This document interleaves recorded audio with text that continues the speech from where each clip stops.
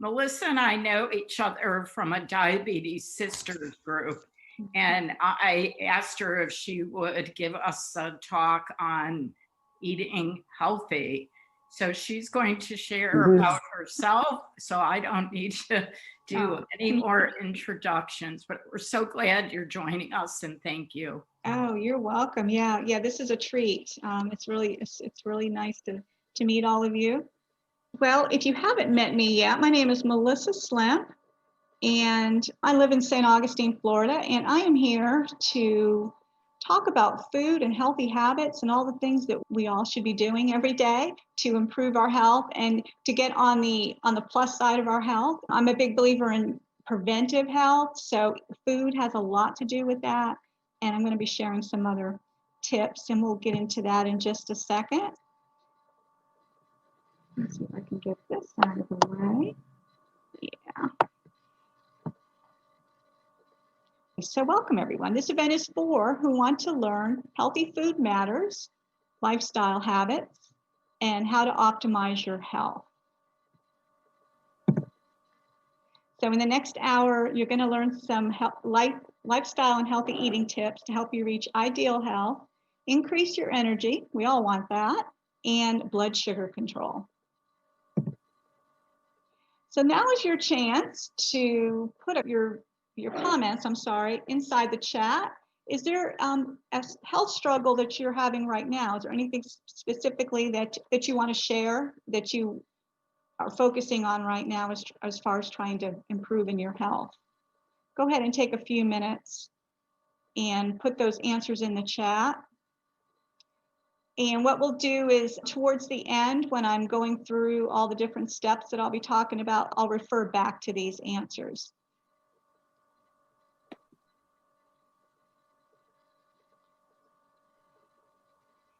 Just go ahead and take a minute to do that, and I'll just go ahead and move on to the next. So just a little bit about me as you're typing your health information. I live in St. Augustine, and I'm married. I have a daughter, Sarah. This is my pretty daughter, Sarah. She's actually in nursing school in Jacksonville right now. And we have a very fun puppy named Kona, my husband, David, and I. And we enjoy doing a lot of things outside. You know, St. Augustine is a beautiful city, so we really enjoy getting out and playing on the water and doing all of that. So, and my husband is also type 1, so that makes it very interesting. We have a home full of diabetic friendly activities and food and habits. So it's something that we work together to encourage each other with that. Now, I've been type 1 on insulin since I was 14 years old. So it was almost 39 years ago now. And when I was only 10 years into my diagnosis, so I was in my mid-20s, I was newly married, and I had a health scare. I was sent to the ophthalmologist. I had floaters in my eye. And if any of you are familiar with that means, it was diabetic retinopathy. So this was a very scary situation. I was told that if my blood sugars weren't put into control, because at that point, 10 years as a teenager living with type 1, I really had no idea what I was doing, and it caught up to me. And then that really initiated, obviously, spending a lot more time focusing on what blood sugar does to our bodies and how damaging it is. And I'm happy to say that I had surgery. My eyes were, those leaky blood cells were sealed up, and to this day I've had no issues. And I really do point all that to just getting my lifestyle back in the right direction and eating well, moving, just following a routine with all of that, just to keep blood sugars in a much tighter control. So, and that's my reason as a health coach. I actually worked in the business world for about 20 years. And I realized that wasn't really what I wanted to do anymore. So I really wanted to focus on health and helping others improve their health. So went back to school, studied nutrition, and I did some other side courses with that, with hormonal health, went a little deeper with metabolic health, which is diabetic related. And now I have my own business where I coach people just to get through their day-to-day and their struggles with food, and just trying to, and it's a lot of it is mindset and trying to get through it in a very positive, realistic way. And that has a lot to do with, being able to better take care of ourselves. Okay. So there are 5 pillars of health that I am a big believer in. I practice these myself, and I coach my clients on this as well. And it starts with a whole food diet. What we eat is really, really impactful. It affects everything. And I think when we get a chance to stop and really recognize that, the more that we realize it. And that's something that I obviously recognized when I straightened out my own care with my diabetes. And then exercise. So the body was meant to move. I'm a big believer in that. And it also helps utilize blood sugar. So an active body burns more blood sugar, and it makes our insulin more sensitive, which is a really, really positive thing. And of course, what goes along with exercise or any time of the day is hydration. So drinking water is so impactful. And I'm going to go into more detail about all of these as we go through the presentation. And then the how important quality sleep and staying close to community and just having that support around us, how helpful that is for all of us. So now I'm going to explore what these 5 habits, how they benefit your health and how to incorporate them into your lifestyle. First, I want to consider the facts. And food is, and I think we're starting to get a lot more information in the media and the different studies that are going on about how impactful good food is for us, but how damaging processed food is. And processed food is generally something that is made in a factory. It's not grown. It's not something that God created as far as from a seed and a plant. And, you know, our body knows what to do with the natural things, right? The real food. It can have a lot of bad reactions. And these are some of the, the symptoms, the disease that can come along when we don't a healthy food diet. So things like type 2 diabetes and high cholesterol. So type 2 diabetes is, just to explain it a little bit, I don't know that people generally, they don't really understand what's going on with the body. But basically, every time we eat, our body, our pancreas produces insulin. So this is a hormone that's produced by the pancreas, and it is secreted to metabolize the food we're eating and to turn it into energy, to be available for energy for us to move and to operate every day. So when you are a healthy person that doesn't have any blood sugar issues, then, you know, your body is doing this. It's kind of on autopilot. It's doing what it's supposed to. Now, what happens with type 2 diabetes is the lifestyle really starts to catch up. And it does have to do with what you're eating, lack of exercise. There's a lot of other things too, things like stress and some of the other habits that I'm going to be talking about. Believe it or not, they all point to diagnosis of type 2 diabetes. So it's really it's kind of a cumulative bunch of bad habits that really add up, and it makes it's harder for the body to keep up with the extra carbohydrates that you're putting in, and it can't process enough. It can't use it enough, so it's getting stored as high glucose in your system, and then that trapped glucose can actually turn to extra body weight. So that's another symptom that comes along when you have type 2 diabetes and blood sugar that doesn't stay in a normal range. And normal range, this is a good question too. A lot of people don't really know what that is. Normal is like your fasting blood sugar. The new standard right now, and they keep lowering it because they're realizing that they need to be a little tighter on the diagnosis with type 2s because they're seeing that it's leading to so many other diseases, is fasting should be below 95 milligrams per deciliter in the morning. And generally speaking, throughout the day, anywhere between 80 and 110 is a really good, safe number. And another way that they measure this is it's a hemoglobin A1C test, which is a test that like Elaine and I both get as type 1 diabetes. They check those usually a couple times a year just to see where we're averaging. Okay, high cholesterol. So this can be, again, it's very much diet related. Heavy meat diet, so animal protein and processed fat diet, and those are like the hydrogenated oils and the creams and those things that are really hard for the body to kind of metabolize. Another contributor to high cholesterol is lack of exercise and excess alcohol. Now, high blood pressure, again, you're going to see all these are really tied together because these are symptoms that come from all of these very similar habits that, that are not helping our health. So again, high blood pressure, lack of exercise, smoking, caffeine can increase your blood pressure, and alcohol is another factor. And the next is inflammation. Now, inflammation is definitely a symptom, right?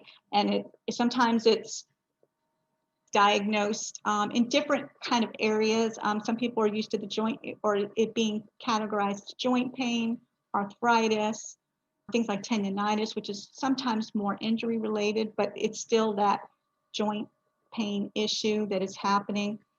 And again, the diet contributes to that as well. And high sugar is one of the most inflammatory things that we can be putting in our body. Again, it builds up, it doesn't have anywhere to go, it lies around, and it gets kind of blocked and trapped into those blood vessels and all those cells that we want to keep clean and clear and free of any sort of plaque and buildup, which is what all these things kind of point to. And that kind of leads to cancer too. That's a thing that we're being told that obviously all these symptoms can lead to cancer. There's a lot of environmental things that are pointing to cancer. So yeah, that's something that we all are affected by, or we know somebody has been affected by it. Okay, so habit number 1, and these are going to be 5 habits that you're going to see. So we're going to talk about each one of them. And the first one is the whole food diet. Isn't this a pretty picture? This is actually a picture of a farro salad. And this is an amazing grain. I'm going to be talking about grains here in just a minute. That is something you can easily make, and you can get creative and just put some vegetables and some herbs and some healthy oils and maybe some avocado, a healthy fat in there, a great meal side dish. So the magic of whole foods. Okay. So whole foods it's real food. It's whole, it's grown, it comes from the earth. It's things that are here for us to enjoy, to prosper with. Our health and our body and a good functioning body needs real whole foods to be at its best. And these are some of the benefits. It's rich in vitamins, fiber, immune boosting. They're delicious, and they're low in carbohydrates. So that's another bonus when you are living with diabetes. So first we will talk about how rich in vitamins they are. So what's one thing you notice about how beautiful this picture is? All these different plants and vegetables, and actually there's a piece of salmon in there too. But again, that's considered a real food, right? It comes from the ocean. But all of the vitamin rich and a lot of, all of the different colored vegetables have their own health benefit. So the vibrant colors really do reflect how they operate in the body. An example is red vegetables and fruits are good for the heart health. And then things like the orange and yellow, which are orange and yellow vegetables and fruits, they're rich in vitamin E and beta carotene, which are good for eye and nerve health. The greens, so the lettuce and the kale and the green beans and the broccoli, all the cruciferous vegetables, that could be another whole slideshow, because the cruciferous vegetables are just an amazing power-packed vegetable that is really good for the liver, and it's just a natural cleanser. And they're also very rich in vitamin A, C, and a natural antioxidant. Again, it's helping to clear out the liver. And it's got a lot of vitamins and fiber. Speaking of fiber, fiber is the #1 factor and contained in all of these whole foods. And that has a lot to do with just the genetic makeup of these foods. They come in their whole state. An example is like if you were to compare a glass of orange juice and compare that to a whole orange. So what's the difference, right? Well, the whole orange is in its natural whole state. It's got the fiber. it's got the extra nutrients of the rind and all of that's included. So it's not just the sweet effect of just the juice coming from the orange. And guess what? It doesn't rise, it's not going to raise your blood sugar like a glass of orange juice would. And some benefits of fiber is that it keeps you feeling full longer. And you will notice that when you're conscious of things that you're eating with more fiber, it helps fill us up. It passes through the system slower, so you have a longer feeling of satiation. And it keeps you regular. This is very, very important to have regular bowel movements every day. I'll go ahead and say the word, but that's very important because that's very good for the system to get rid of the toxins. And, we should be eliminating our food every day. That is the goal.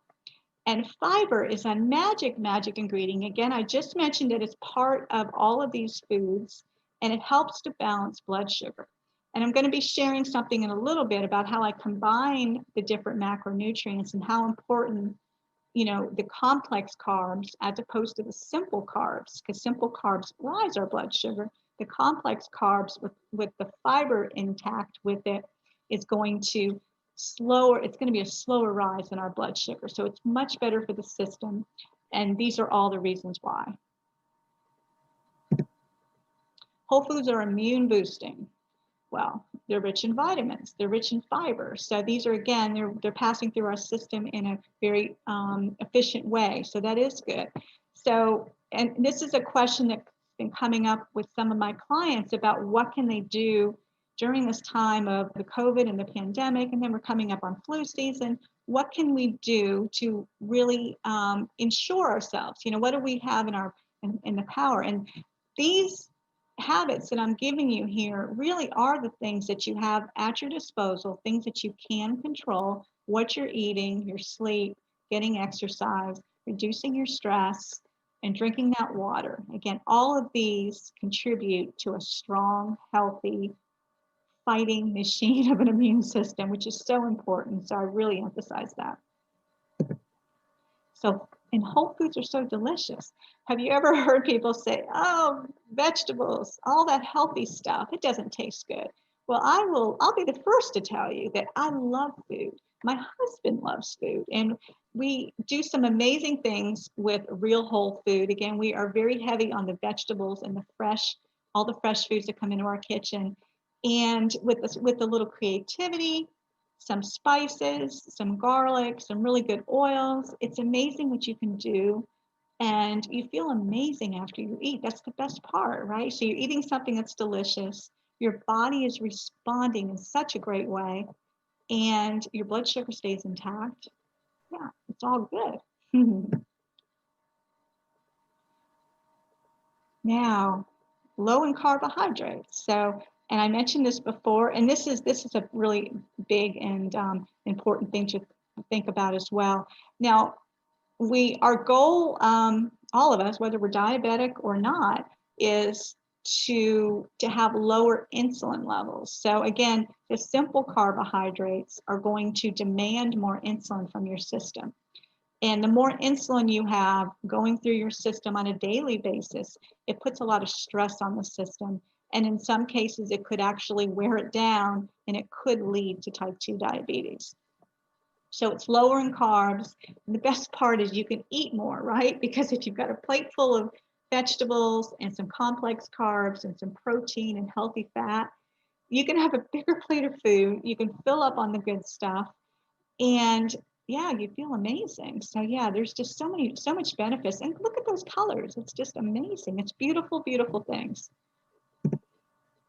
So we're going to go through some examples of the whole foods, and these are grains. And I don't know if you've heard of any of these or if you've bought or tried these in the kitchen, but these are some of my favorites too: quinoa and farro, black rice, whole grain rice, whole oats, sprouted wheat, and barley. Those are just some of them. There's definitely some other ones out there. I can think of, whole grain rice is very similar to like a brown rice. So again, it's going to have more fiber. It's going to have a whole lot more kind of hardiness to it, as opposed to a white rice, which is more of a simple sugar, more of a simple rice that's going to rise the blood sugar quicker. Now, beans and legumes. And this, this reminds me of the season we're coming up on. Every time I think of beans and legumes and lentils, I think of the fall season where we're getting the crock pots out and we're cooking and we're making stews and we're making soups. And these are such a great part of what those dishes can look like. So to put these in there to add again some protein, to add in some fiber, and they're very low in carbs, and it's just in their natural state, they are a balanced food, which is what beans and legumes are. And again, they add that heartiness to a stew or a soup. They're a great side dish. I have some recipes on my website. I have I think it's a 5-bean salad. It's really good. It's something that you can just combine different kinds of beans and peas and put a marinade with that. It's amazing. You can have that year round. Maybe put that on top of a salad. And if none of you have eaten yet, you might be getting hungry just with all this talk about food. Next is nuts and seeds. Again, this is another balanced food. It's nuts and seeds is a great thing to reach for. I'm big on like a handful of whole nuts. You say 3 or 4 o'clock in the afternoon, you got a few hours before dinner time, and you need something to kind of hold you over. So you get some raw almonds, walnuts, pistachios. Those are all really good. So these are good examples of, and they're very rich in omega-3 fatty acids, which is amazing for healing, and it fights inflammation, and it's good for our joint health and all of those good things. And they also have fiber. And like I said, they're really good for snacks and something to, to kind of satisfy your hunger. And because of their balanced nature, the fact that they have a equal amount of complex carbs with fiber, protein, and fat, which is, again, fat is not a bad thing if it's a healthy fat and it's combined with other foods. It's going to satisfy you. It's going to give you sustained energy. It's a really good natural way to get a snack and to enjoy it. You can also include it. You can include seeds on top of a salad. You can, the chia, the flax, and the hemp seeds come ground up, so you can get creative with those. Again, I've got recipes that include some of those on my website too. Examples of whole foods, fruits and vegetables. And just like this, the sign says, enjoy all of them. Enjoy all of them, get creative. I like to challenge myself when I'm in the grocery store to try something new that I haven't tried before. Sometimes it can get a little intimidating. It's like you're picking something up, it's a different kind of squash or a different kind of potato or a different kind of bean, and you're not quite sure. But as long as you know what it is, you can always look up, the best ways to cook and the best ways to pair it with other foods. But the beautiful colors and the array is really what our body needs. It needs that diversity of vitamins and minerals to really, really function at our best.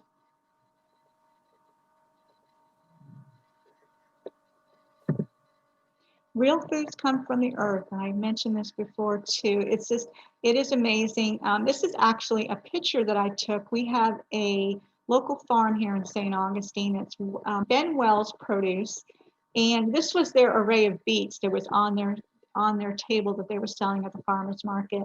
And it's just amazing. It's beautiful. It's so rich. And what's nice too, and this might be something that you don't know, there's so many different things that you can do with these whole fruits and vegetables. You can juice them, you can slice them up and saute them, you can broil them, you can roast them. The greens on many of these are edible. So those are things that you can clean up and chop up, and you can either juice them or you can add those as part of your green mixture. They tend to be a little bit more bitter, so you definitely have to know exactly what you're choosing and maybe start off with a little bit, and you can always add more. How to build a balanced plate to keep your blood sugar in balance. This is my -- tip that I give all of my clients that I'm working with, that whether they're type 1 or type 2 diabetic, or they're getting that information that their blood sugar is starting to rise and then maybe they're pre-diabetic. But when we combine the complex carbs with the fiber, and this is on all the meals and snacks that we eat, plus the lean protein, plus the healthy fat, it helps to give us sustained energy. It helps to control a blood sugar spike. And this is something I learned. I was actually taught this by when I was pregnant with my daughter, a nutritionist. And this is something I was never taught when I was first diagnosed with diabetes, how important it is to combine these macronutrients when you're eating. And it's just easier on the body, it's easier on the system. You're not getting the blood sugar spikes and everything stays in balance. And this plate is a good example of a balanced plate. It's got, I believe that's roasted turkey, and the avocado is your healthy fat. You've got a little bit of grain on there, some vegetables, you know, just an amazing array of vegetables. Again, it's a plate heavy in vegetables, which is good. But this is an example of a balanced plate. That's what a balanced plate of food looks like, and that's how it's going to really, really benefit you and respond well.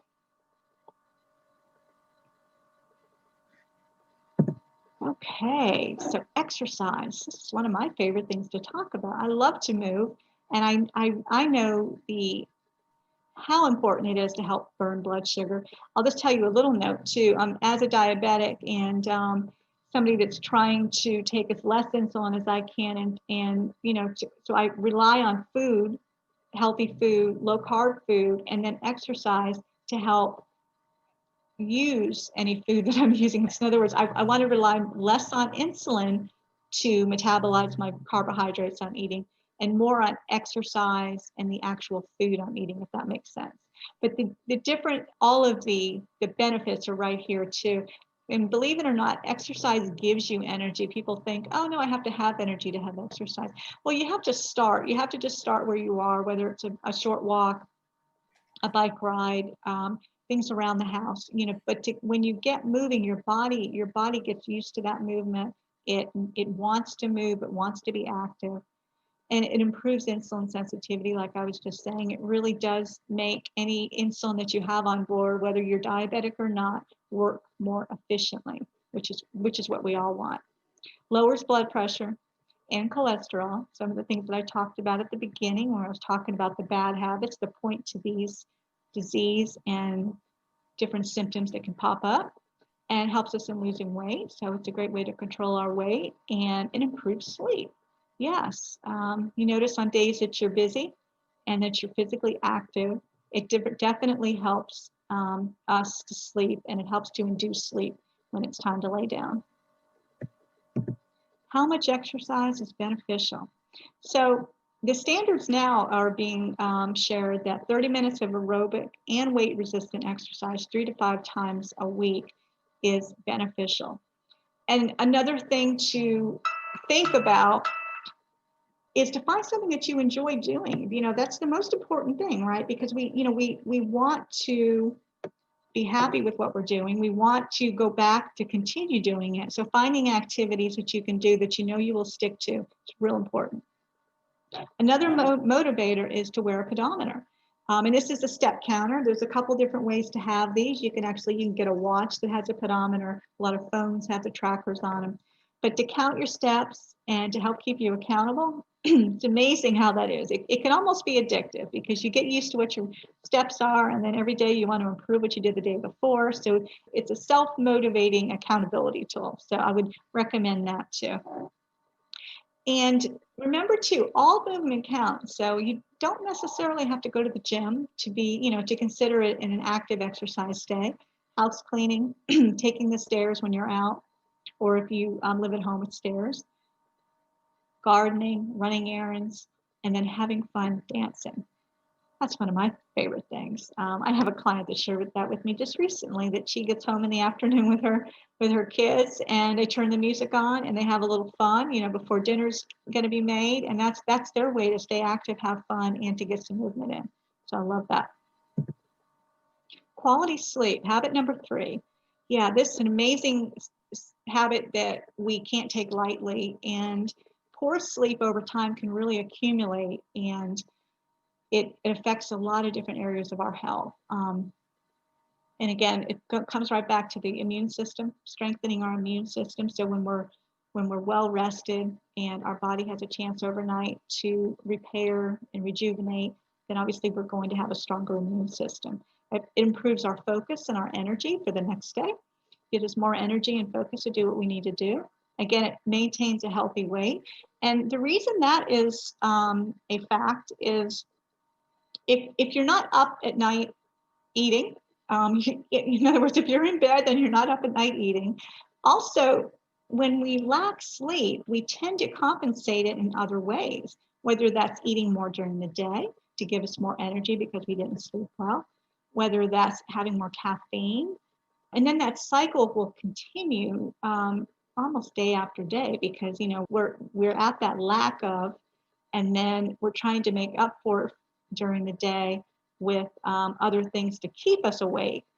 And it's just a vicious cycle that the best thing you can do is to recognize it and to try to tailor it back and to get back into more healthy sleeping routine.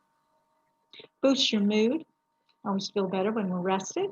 And it reduces our glucose metabolism and the risk for type 2. And that goes back to the healthy weight and how it builds our immune system and our body's ability to rest and rejuvenate when we're sleeping. And I'm going to take a sip of water. So how many hours of sleep do you need? And this is kind of a personal individual thing, but the standard is 6 to 8 hours of uninterrupted quality sleep a night is really ideal for all of us. And we all know of some people that say, oh, you know, I could do less. Maybe they can, you know, again, it's a very individual measure of exactly, you know, how you do your best with how much sleep. And then you create a sleep routine and a calm bedroom environment. So stay consistent with the time that you go to bed and the time to rise each day. Makes a big difference. Routine is important, right? Why hydration is important for health. Your body functions better.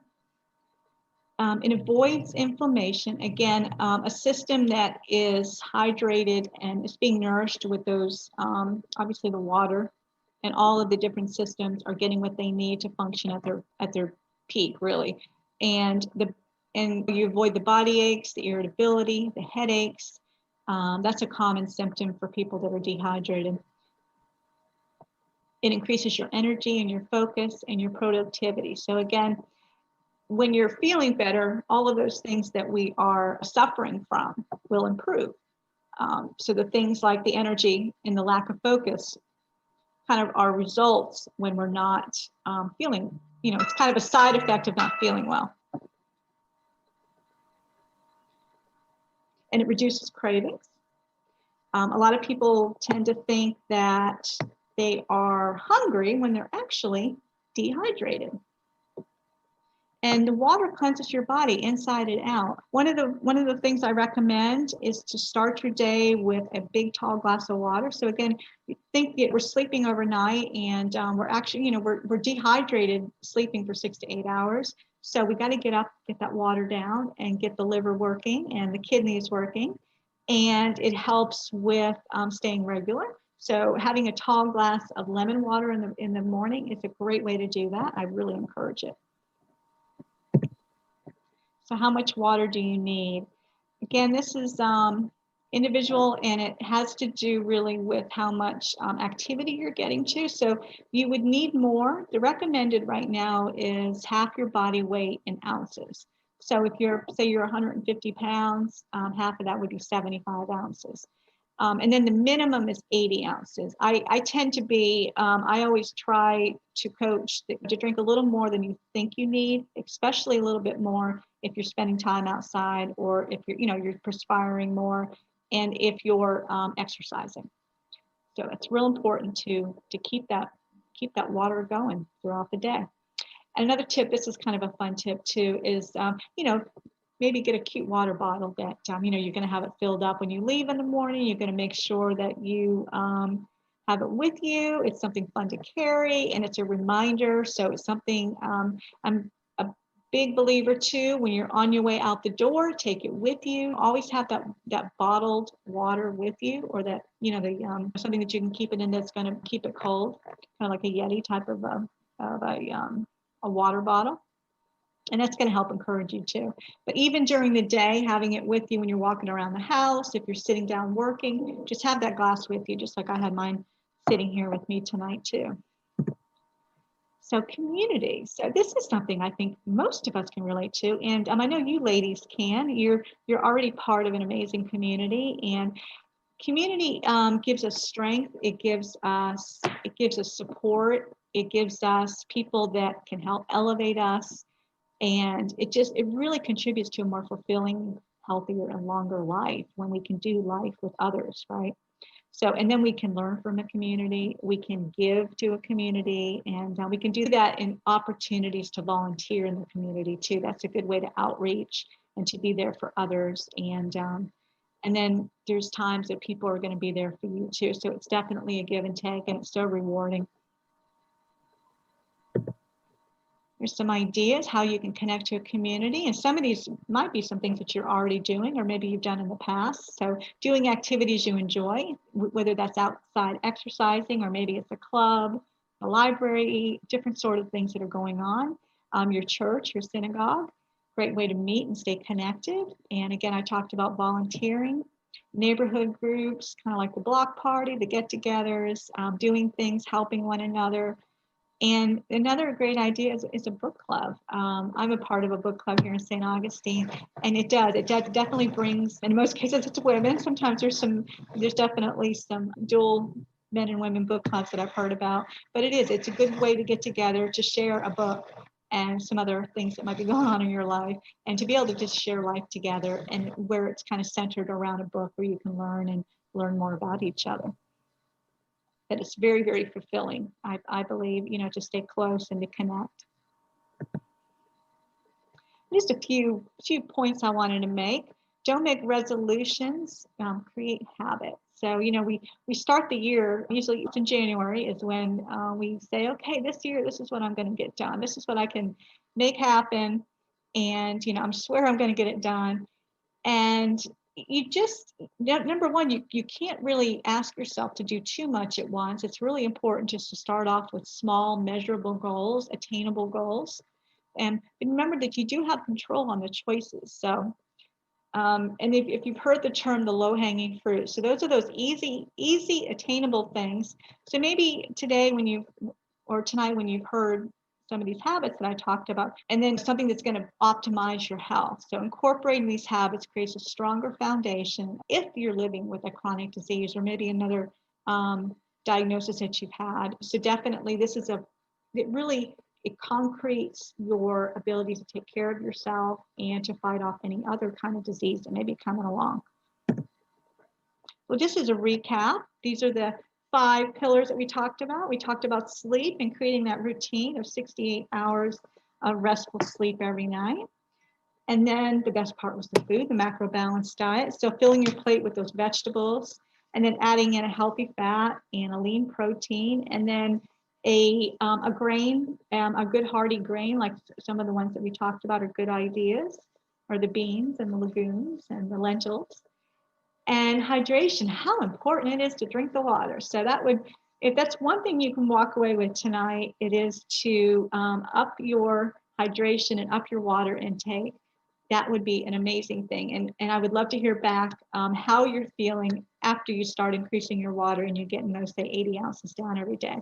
And daily exercise, make a habit of it, and realize how important it is to move, have fun with it, and stay close to your community and your friends, and be there for one another, and just to be able to carry on and enjoy life together.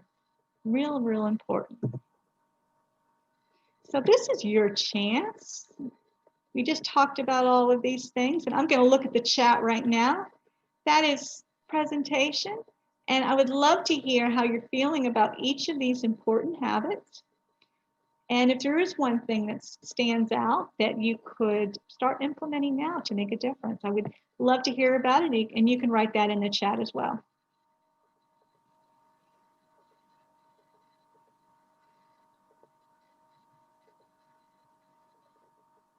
And I'll just take a minute while you ladies are doing that.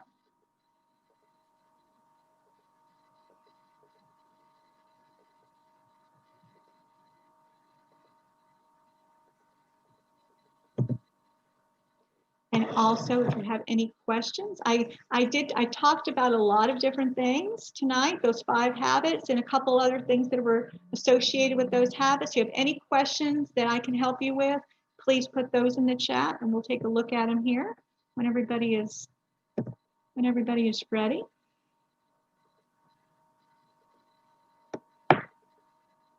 And this is just some ways to stay connected with me. Again, I did mention I was a health coach, and I love helping people. My favorite thing to talk about is health and opportunities to take some steps to feeling better.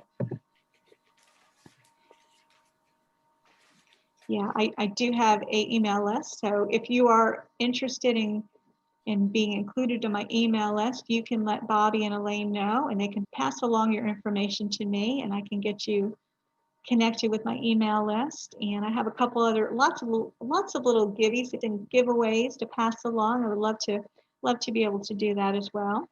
Some recipes and exercise and lifestyle tips. What I specialize in is blood sugar control, weight loss, which comes with blood sugar control. It's one of those things that tie together very nicely when it's something that you're focusing on, and optimizing your health. And all of these habits today really encompass everything that I teach and coach, and it's something that we all need to be doing. That's my contact information. Again, I can pass this along to you. It might have been emailed to you earlier today too by Miss Bobby. And give yourself a big hug. You spent an hour tonight listening to these tips and taking it all in, and it's real important to take time to think about ourselves. It's not selfish to take care of ourselves. This is our one body, our one chance to feel our best and to do our best and to help others, and we do that better when we're feeling better. So health is just so important, and I hope all of that has been helpful for you.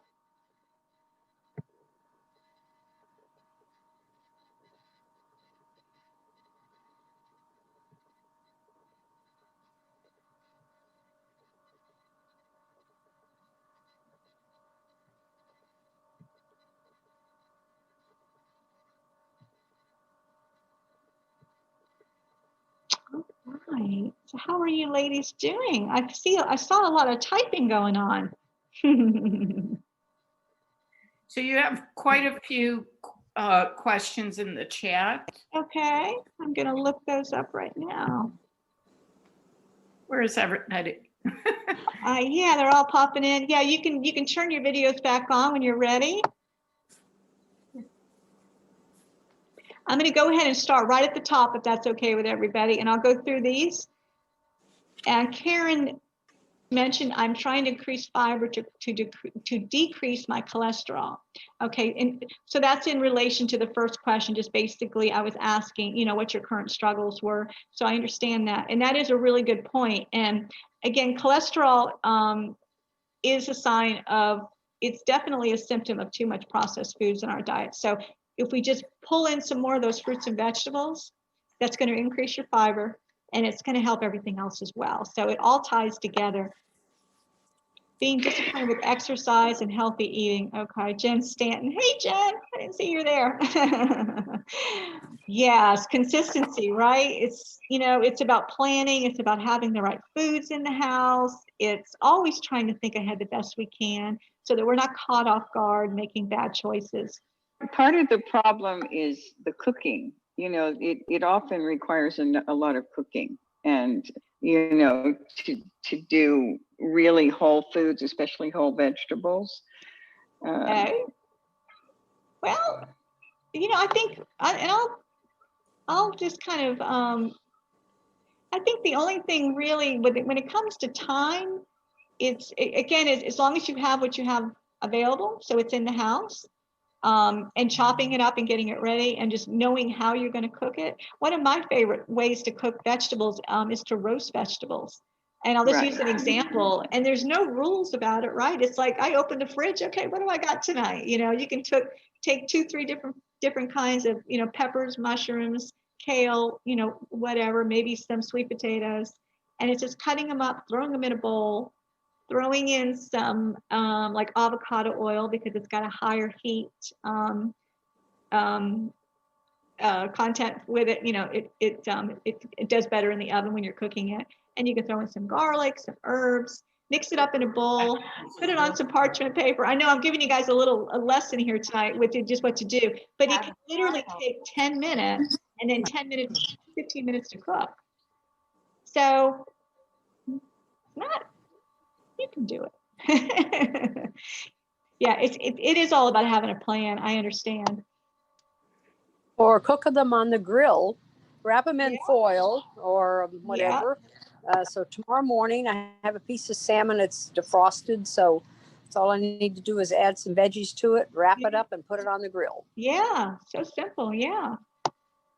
Don't you find though that when you're cooking a lot of the grains, the quinoa is not too bad, but I've tried to go to the more unusual grains, and some of them, of course, you have to find a place that carries them. The Publix, for example, doesn't carry a lot of it, but like the whole the brown rice that you get, the organic brown rice that's from scratch, I mean that's a 45-minute project. Some of them can take a little bit longer to simmer. Yeah, I know quinoa is pretty quick. Farro takes a little more time.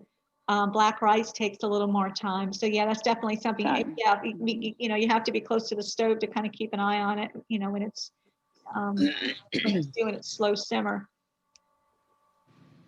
And what I do with those, when I make a batch of grains, is I make a big batch of it for that same reason. And then you can make a salad out of it when you're done with it. So you can put that cooked grain in a bowl, throw in some more vegetables and herbs, and store it in the fridge. And you can eat on that for a week. I think a slow cooker might work with that too. Slow cooker too, yeah. Or you can go to Trader Joe's and get frozen organic brown rice. In the microwave. Yeah. That works. Yeah, it sounds like some of those, for example, instead of cooking the beans from scratch, which take a long time, go to the cans, but then you've got to deal with sodium, and even if you buy the low sodium, then you're still got a lot more sodium than you want, or there are other things that you try to make it quicker, but then you're getting something bad in return, whether it's added sugar or sodium. Right, based on how it's stored. Now, a tip for the beans is to choose brands that are high grade. So I'm getting an organic bean, and then what I do is I just open the can and I'll put it in a strainer, and I'll strain off all of that juice and salt, so you're left with just the whole organic bean. So that's an idea too. And then you can add on what you want to, right? You can add on the good stuff and the healthier. Any food or tips? I'm sorry, I see potatoes in the side of Whole Foods. Aren't they carbs? Yes, they are. They're potatoes are definitely a whole food, and some are richer in fiber than others. White potatoes, Idaho potatoes, the new potatoes, those little cute ones they taste so good, they tend to have a little less fiber. So your sweet potatoes and your red potatoes are a little higher on the fiber list. But I always say portion size with those too. A palm size is about 3 ounces of meat, so that's a good measure for meat. And it's also a measuring of half of a cup of grains, which is really all we really need, right? So yeah, it is all about portion size. Or or say you've got a big potato, because sometimes they come in different sizes, don't they? You could cut it in half and split one with somebody else, or save it for later, or something like that. So yeah, it's definitely a good idea to be careful on how much you're eating. But again, it's still a really good whole food.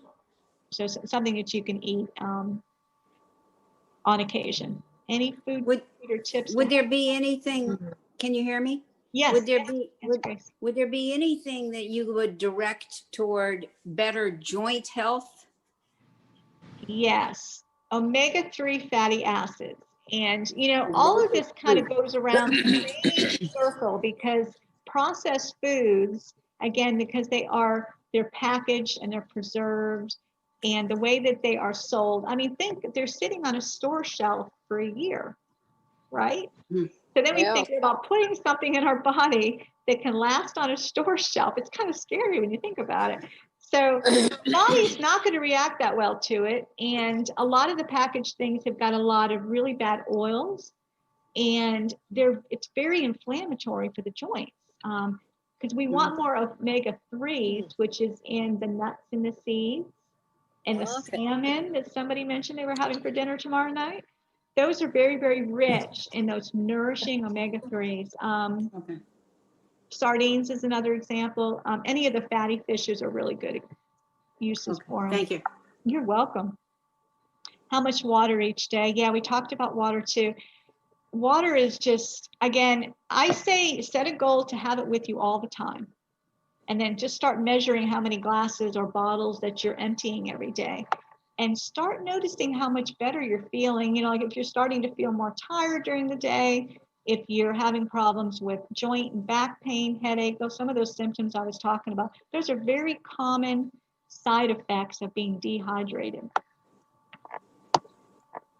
I have another question. Sure.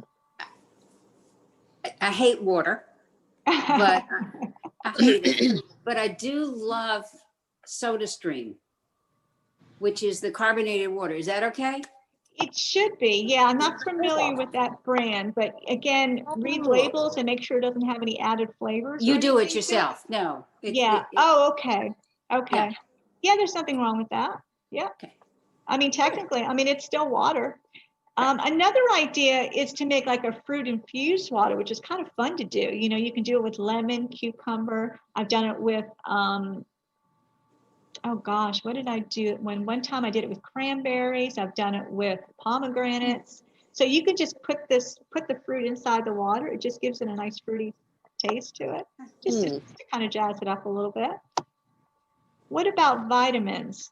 Well, as a rule, we should be starting to, our goal should be to get our vitamins and minerals, what we need from the food, right? But that can still be hard to do. I won't kid you on that. It's definitely something that you need to be mindful of as far as how much you're getting from food, and to get your vitamin minerals levels checked on a regular basis with your doctor, just to see if perhaps you're deficient in anything, and at that point you can supplement.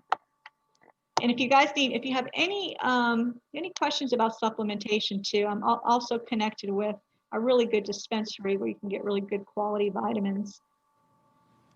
And I could pass that along to you. When you say low carbs, is that mostly gluten-free?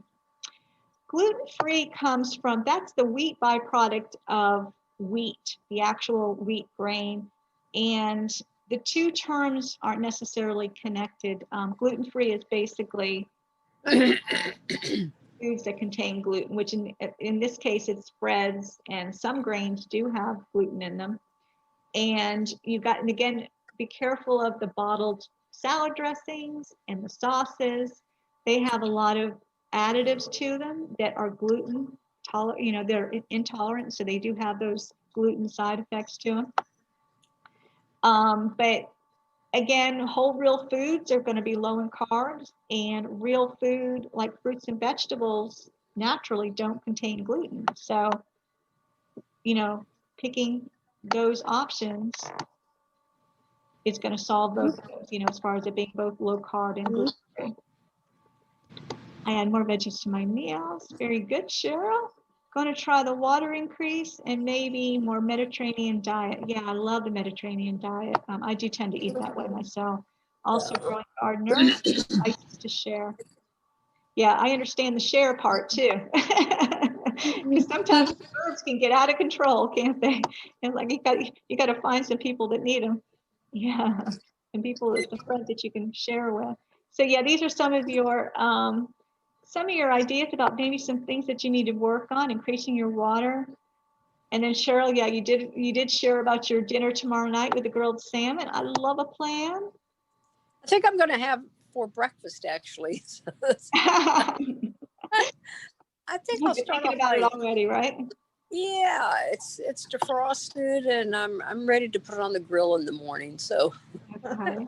and I could munch on it all day, couldn't I? It's not a big Dinner- piece, but the puppy dogs like salmon too. So Yeah. Oh, yeah. Dogs do. Dogs sure yeah, do. yeah, they do. Lemon or lime do anything more than flavor the water. Lemon and lime, like I said, are really good detoxers for the liver. So it's a good natural Good cleanser. idea. Yeah, definitely. Okay. Yeah. So if you have some lemon water in the morning, lime or lemon in your water in the morning, it's definitely going to help you stay regular. I'm going to be honest, it does. It's a nice natural way to do it. How to clear skin. Ah, interesting. Again, all this points to eating well and drinking water, getting sleep. Again, all these habits do really everything for our body, don't they? You know, when you think about the positive side effects of healthy habits. So yeah, all of these things really do add up to having a clear skin as well. Martha, thank you for your generosity with fresh herbs that you grow. Bobby asked about bread, pasta, and cakes. That is a good question because again, those are all carbohydrates, aren't they? And in most cases, the ones that you buy at the store, the ones that you're buying at the bakeries, they're simple carbohydrates. They're made with a flour that's high glycemic. In other words, it's going to raise our blood sugar. It's got sugar, different kinds of sugar, you know, but either way, it's going to raise our blood sugar. Pasta is another, that's a tough one. It's just like pizza, you know, pizza is probably the one thing that'll just do me in. Have a piece of pizza, and it takes a lot of insulin to cover pizza. There's so much going on with the pizza crust, and I think the cheese has something to do with that too. So if it's doing that to my blood sugar, it's to everybody's blood sugar.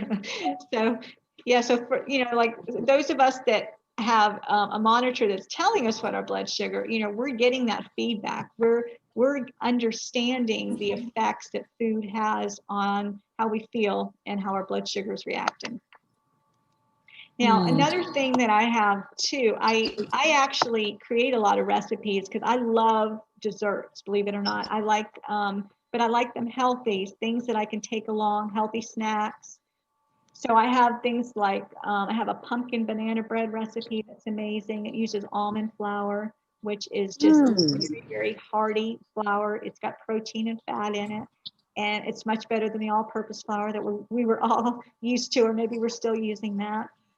And I have a date nut butter bite recipe that is just, it's the most popular thing I've made, and everybody requests it. I have to keep giving it up because people will, you know, they just keep requesting it.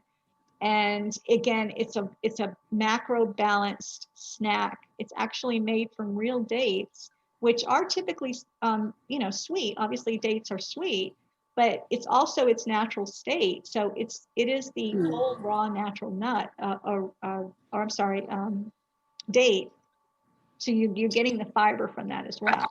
But it's combined with some peanut butter and some nuts and some protein powder and coconut, all those great things. And it's all real food ingredients. So there is a way to combine these ingredients to make good foods and to make good desserts too. I think I got through everybody. I'm going to go back through and make sure.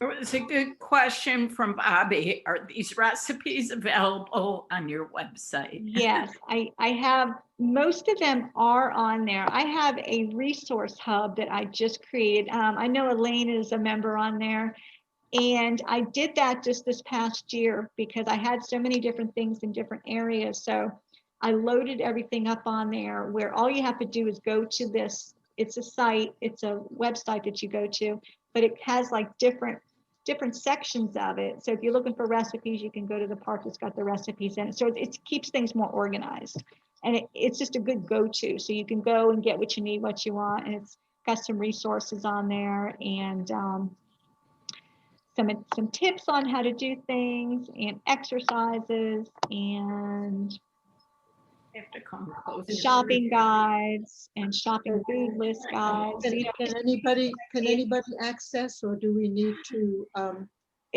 join something? no, the only thing I need is your emails, and then I could just go ahead and bring you guys in there. It's a free resource. So of the people who are on the call now, are you interested in my just sending Melissa the emails that you, That's, that yes, I that's have? fine. Okay. Uh-huh. Jen, I don't have your email, but Oh, perhaps yeah. Melissa knows yours. Oh, Jen, yeah. Yeah, I'll put it in the notes right now too. Okay. Okay. Raise I'm gonna hand. see Bobby, see, what did you ask? I guess I don't see bread pasta. I'm making sourdough with mixed whole wheat or pumpernickel flour and white, a little malt. Okay, and there's your available on your website. You know, sourdough is actually a lower glycemic. Oh, It is, yes, it really is. Wow. It has a lot to do with just the makeup of that sourdough. And I haven't made it in years. I know when I was a young girl, my mother used to make it, and she used to have that. Yeah, I mean, you ladies are welcome to just talk and share if there's anything else that you want to Thank add. you so very much. Thank you so much. Welcome. Thank you, thank you. And everybody, I'll just send Melissa the emails that we've got, and she'll take it from there. Yes, I sure will. Yes. Thank you. Night, Thank you. everybody. I appreciate Thanks it. Bye. for joining in. And Bye. Melissa, thank you so ah, much. It was very informative.